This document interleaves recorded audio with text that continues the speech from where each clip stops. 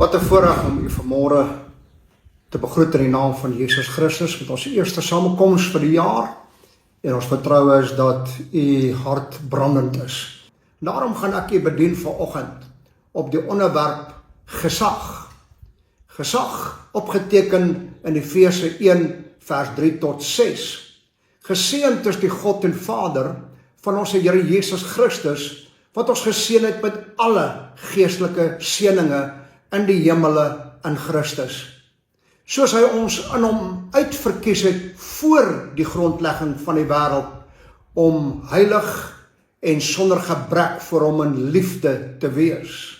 Vers 5, deurdat hy ons voorbeskik het om ons as sy kinders vir homself aan te neem, deur Jesus Christus na die welbehae van sy wil, tot lof van die heerlikheid van sy genade, waarmee hy ons begenadig het in die geliefde. Nou is dit moontlik dat alles vir ons ten goeie kan uitwerk. In die lig daarvan wat in Messina gebeur, en rondom wat ook met u gebeur tans in die wêreld, en u om dieselfde omstandighede gebukkend gaan, wil ek 'n paar gedagtes vir u uitlig. Hoe is dit moontlik dat alles ten goeie kan gebeur vir ons? Nommer 1, ons moet onthou dat alle dinge is aan die werk en onderhewig aan voortdurende veranderings. Die feite is duidelik, en wat 'n gevoel van hartseer gee hierdie vanselfsprekende feit aan ons lewe. Soos jare se slytasie aan selfvertroue gebreek word, verminder verwagtinge, hoop afneem en vertroue in die woord van God vernietig word. 'n Gevoel van onsekerheid steel ons van ons vrede en vul die verstand met vrees, met voorspelde boosheid, dat selfs in die lag van ons is die hart maar hartseer. Tweedens, alle dinge werk saam, sê die skrif. Die byvoeging van hierdie stelling verander alles. Dit stel 'n onderwerp bekend, wat blyk dat daar geen doel is nie. Orde waar alles chaos lyk, maar alles het 'n bepaalde manier, en neem 'n gegewe plek in, en oefen 'n voorbereide en 'n gereguleerde invloed uit op ons as mens. Die goddelike doel omhels almal, hulle samewerkende agentskappe, wat een doel uitvoer, wat deur al die eeue loop. Uit hom en deur hom en tot hom is alle dinge, en wat alles werk volgens die raad van sy wil. Derdens, maar met watter doel? Met watter doel? Ek wil herhaal, met watter doel werk alle dinge ten goeie? Werk alle dinge tesame? Ons teks antwoord, alles werk ten goeie mee. Dit is geen blote vermoede nie, maar 'n noodsaaklike afleiding van die feit wat ons oorweeg. As alles saamwerk met goed, die resultate moet goed die resultate wees daarvan, want die bose het geen krag tot samewerking nie. Bose elemente kan nie gekombineer word nie. Hulle is antagonisties teenoor mekaar. Die weg van goedheid dra sy sekuriteit vir die bereiking van sy doel in sy eie morele krag. Die doel van goedheid kan nie versuim om te bereik, want die ware aard van alles is in ooreenstemming met die wil, die weg en die werk van God. Vierdens, maar as alles ten goeie meewerk, dan ook ten beste. Goddelike goedheid het maar een einde vir almal, en dit is die beste moontlike. En om hierdie doel te bereik, het hy maar een manier, en dit is die beste. Hoe onmoontlik dit mag wees vandag, dat die enigste wyse wat God vir sy kinders enige einde of enige manier ten doel het, behalwe net die beste vir sy kinders, ten spyte van die onmoontlike. Vyfdens, maar vir wie sal hierdie samewerking en alle dinge die beste uitwerk? Slegs vir diegene wat God liefhet. Slegs liefde kan die kwessie van hierdie universele samewerking opneem wat besig is om uit te werk wat die ewige liefde beoog het. Saamgevat vir u, kan dit vir ons ten goeie uitwerk? Kom ons kyk verder na die skrif. Soos hy gelees het, begenadigde, die woord. Die woord daar in die Grieks, kareto, beteken special honor, highly favor, verkies te word, wat beteken jy word hoogs begunstig deur die Here. Hierdie woord kom slegs net in Lukas 1 vers 28 verder voort in die Bybel, waar die engel by moeder Maria gekom het en vir haar begroet het, as die begenadigde, wat geboorte moet skenk aan die Here Jesus Christus. Nou die ware gesag is die reg en die krag om te wees wie jy geskape is om te wees. Hoogbegunstigde deur die Here. Jy kan meer effektiewe mens wees as jy jou ware gesag ontdek en die beginsel daarvan verstaan en ook uitleef. Gesag is waarmee ons gebore word. Voor die grondlegging van die wêreld was dit al in die voorkennis van God vir elkeen van ons. Hoe weet ek daarvan? Die oomblik wanneer jy in aanraking kom met jou skepingsdoel en jy aanvaar die verantwoordelikheid daarvan, deur jou liefde vir God, skop die gesag in jou in. Dit lê dormant totdat dit geactiveer word. Let op na die uitwerking van gesag wat deur liefde werk. En ek wil jy terugbring na 'n skrifgedeelte in 1 Konings hoofstuk 3 vers 26 tot 27 waar Salomo geraadpleeg was deur 2 vrouens wat saam gewoon het en al 2 geboorte geskenk het. En deur die nag die een haar baba dood gelê het en dit in die nag omgeruil het met die lewendige baba. En daardeur die vrou wie se kind gelewe het, navorsing gedoen het en uitgevind dat die lewende ene hare is. En daar eindig hulle op voor Salomo, die wysheer, en vra, wat die skrif sê in vers 26, maar die vrou wie se kind die lewendige was, het met die koning gespreek, want haar binneste was ontroer oor haar seun, ingeboude gevoel. Sy het gesê, ag my Heer, gee haar die lewendige kind en maak hom tog nie dood nie. Terwyl die ander een sê, hy sal nie myne en ook nie joune wees nie, sny hom deur. Vers 27, toe antwoord die koning en sê, gee haar die lewendige kind en maak hom in geen geval dood nie, sy is die moeder.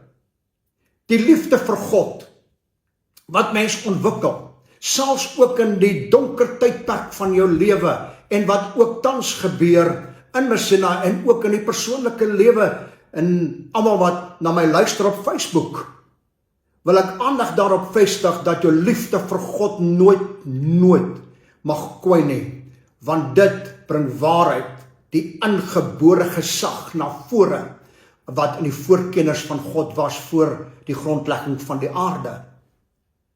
Jy sien, om 'n voorbeeld te gebruik, moeders instink skop in die oomblik wanneer die kind gebore word. Die gesag van 'n moeder skop in wanneer in haar verborge was wat voor sy geboorte geskenk het. Die gesag skop onmiddellik in En sy vat verantwoordelikheid daarvan, want sy was geskape met daardie doel.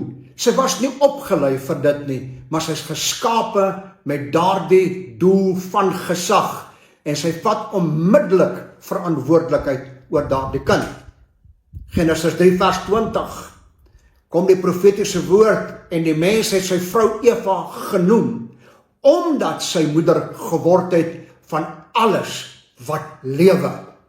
Verder lees ons in Efesië 6 vers 2, eer jou vader en jou moeder.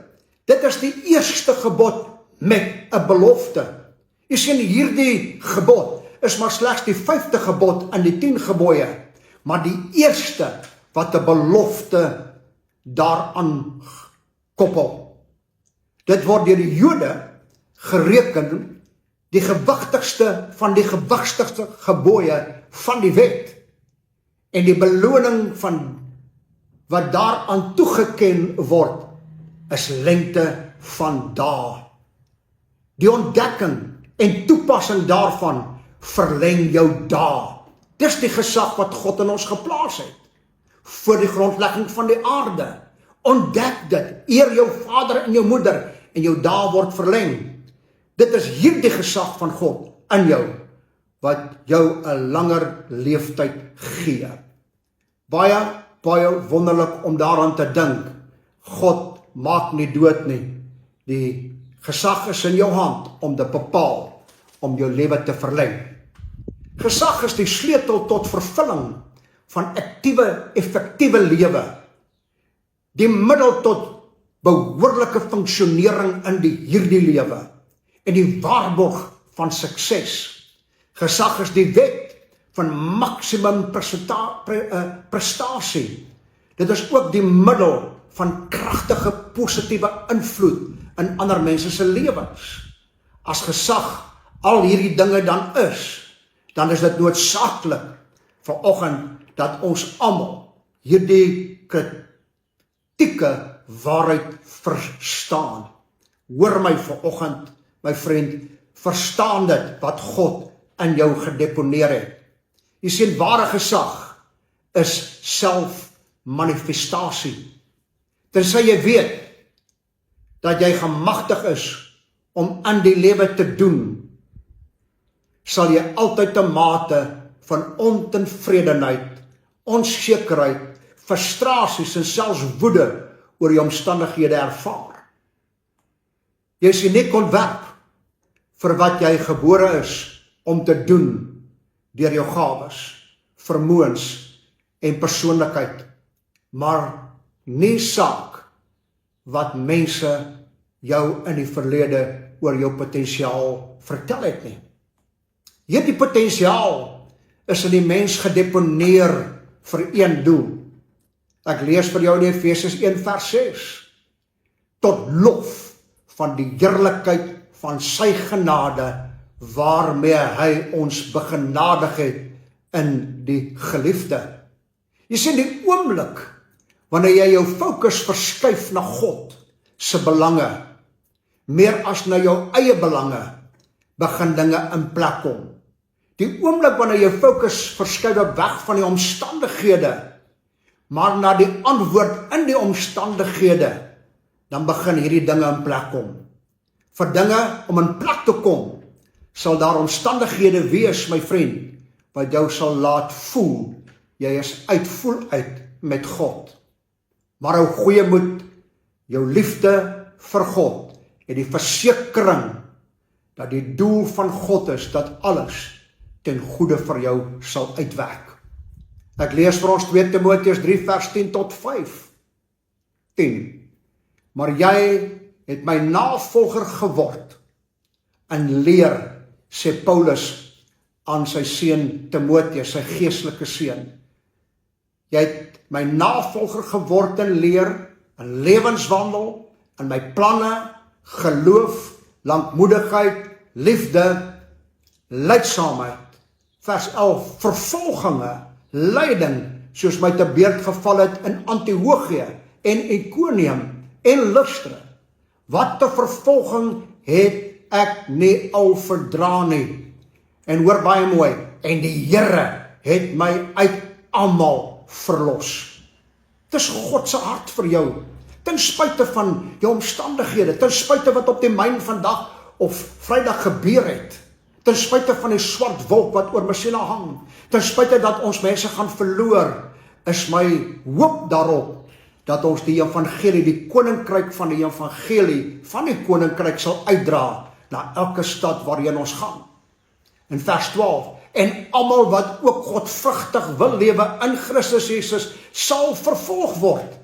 Hier is 'n verklaring van Paulus. God sal ons der alles, sal hy ons verlos. Vers 13, maar goddelose mense en bedrieërs, let my mooi op, sal voortgaan van kwaad tot erger, maar hulle wat verlei en verlei word. Jy sê, moenie verlei word, my vriend, staan vas, hou jou oë gefestig op Jesus Christus, die volëinder van jou geloof, volgens Hebreërs 12 vers 2. Vers 14, sê, maar bly jy in wat jy geleer het, en waarvan jy verseker is, omdat jy weet van wie jy dit geleer het.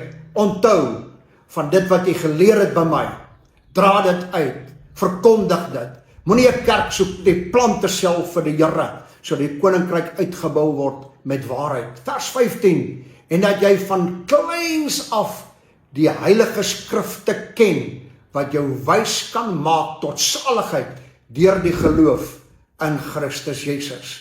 Die kennis van die woord is so belangrik, dit verhoed misleiding, dit verhoed verleiding, en dit verhoed dat jy bedrieg gaan word.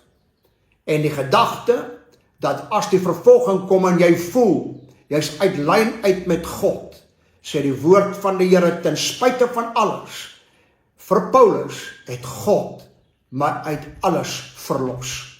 Jy sien geestelike seëninge, hulle word geakkommodeer vir ons in geestelike behoeftes en begeertes. Hulle kom uit die hemel, berei ons voor vir die hiernamaals, en sal voltooi word in ons toelating tot die hiernamaals. Jou geestelike seëninge lê opgesluit in die hemele in Christus. Kyk na Efesiërs 2 vers 4 tot 7. Maar God, wat ryk is in barmhartigheid, het ons deur sy groote liefde waarmee ons lief gehad het, ook toe ons dood was deur die misdade lewend gemaak, saam met Christus, uit genade is julle gered. Dink u vir een oomblik God gaan u oorlaat in die lot van hierdie wêreld?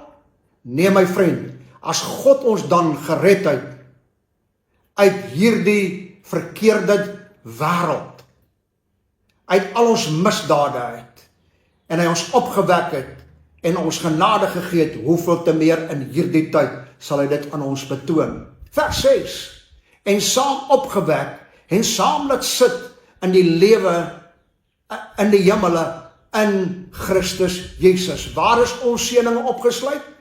In die hemele in Christus Jesus, waarin hy ons opgewek het en ons daarin gevestig het en laat sit het.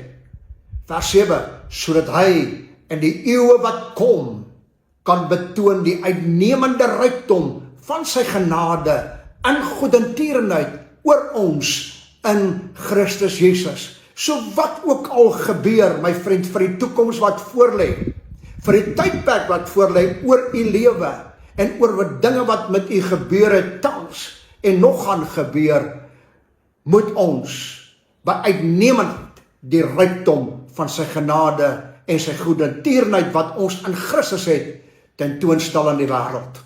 Ons kan nie negatief word nie. Ons mag nie negatief word nie. God is vir ons. Wie kan teen ons wees? Filippense 4 vers 8. Verder broeders, alles wat waar is, want jy is opgesluit in Christus aan hemelplekke waar ons geestelike seëninge is. Alles wat eerbaar is, alles wat regverdig is, alles wat rein is, alles wat lieflik is, alles wat loflik is, watter deeg of watter lof daar ook mag wees. Vriend, kom ons bedink dit, behalwe ons smarte, ons omstandighede en ons probleme. Kom ons bedink dit wat ons hier in Filippense 4 vers 8 vind en opgeteken is. Dit vind ons verder in Kolossense 3 vers 2 tot 3. Bedink dan die dinge wat daarbo is. Nie wat op die aarde is nie, nie die aanslag teen ons op die aarde nie, maar kom ons bedink die dinge wat daarbo is, waar ons geestelike seëninge lê, waar ons in Christus in hemelplekke gesetel is, waar die vyand nie ons in die hande kan kry nie, want hulle moet eers by Christus verbykom voordat hulle by jou kan uitkom. Die wonder van God se liefde vir u en vir my, wat hierdie gesag ontdek het, wat voor die grondlegging van die aarde alreeds gedeponeer is in jou lewe. Jy ontdek dit as gevolg van gevolge, en jy ontdek dit wanneer jy kom by jou skeppingsdoelwit, en jy verstaan dit, en jy produseer dit, dan alleenlik kan hierdie eerbare dinge ten voorskyn kom in jou persoonlike lewe. Vers 3 van Kolossense 3, want julle het gesterwe, en julle lewe is saam met Christus verborge in God. Hoor my, al sou ons sterwe, ons lewe is met Christus verborge in God.